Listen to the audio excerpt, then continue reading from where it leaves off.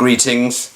237 years ago to this day, on July 4th, 1776, a group of brave men who had lived under British colonial tyranny put forth a document which began with the following words: "We, the people of the United States, in order to form a more perfect union, establish justice, ensure domestic tranquility, provide for common defense, provide for the general welfare, and secure for the blessing of liberty to ourselves and our prosperity, do ordain and establish this Constitution for the United States of America."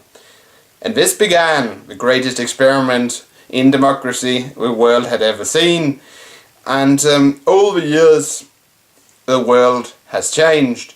Since 1776, of course, many countries, they used this document as inspiration for their own constitutions. For instance, Norway here in Scandinavia, they were very much inspired by the American Constitution when they wrote their constitution some decades later. But the world has changed since 1776. America experienced a civil war. America and the world experienced a First World War. America and the world experienced a Second World War and many other conflicts. And over the years, our societies have changed. The democracies are in many ways not what they used to be. We have all these non-elected bureaucrats gaining more and more influence over our daily lives, and in many ways, in my opinion, that weakens democracy, because if you remove the decisions from the people and hand them over to non-elected bureaucrats, then our whole society, the buoyancy of our society starts to change.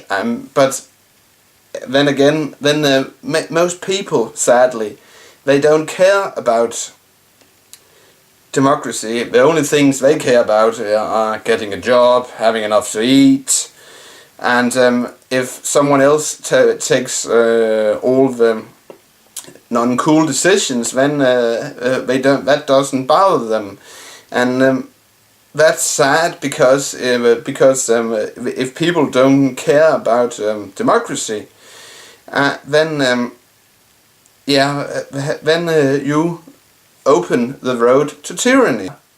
What's left of our democracies, and how do we regain our democracies? In many ways, that is going to be the challenge which we are going to face in the decades to come, because if we continue down this path, then the document these guys wrote 237 years ago will have been all for nothing. If liberty is crushed, what then? Are we back to square one?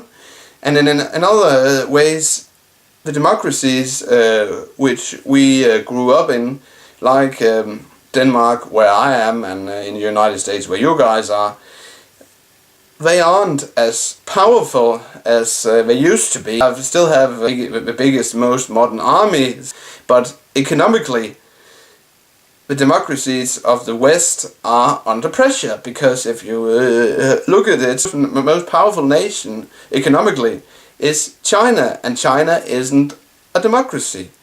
And the more we can see, the more economically powerful a nation becomes, the more influence and power it has.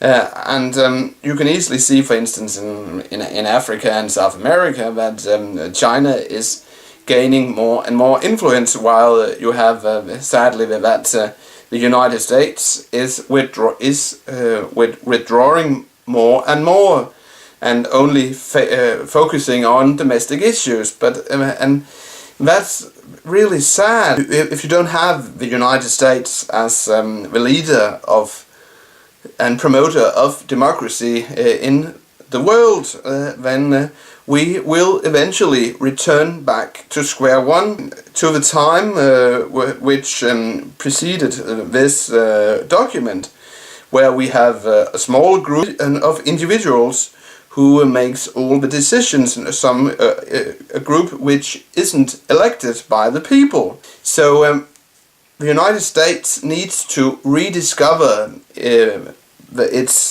democracy and have the people engage in the democratic process, and to enable democracy to survive for the next 1,000 years. Because to do that, we need to make the people care, and not only in the United States but in Western Europe.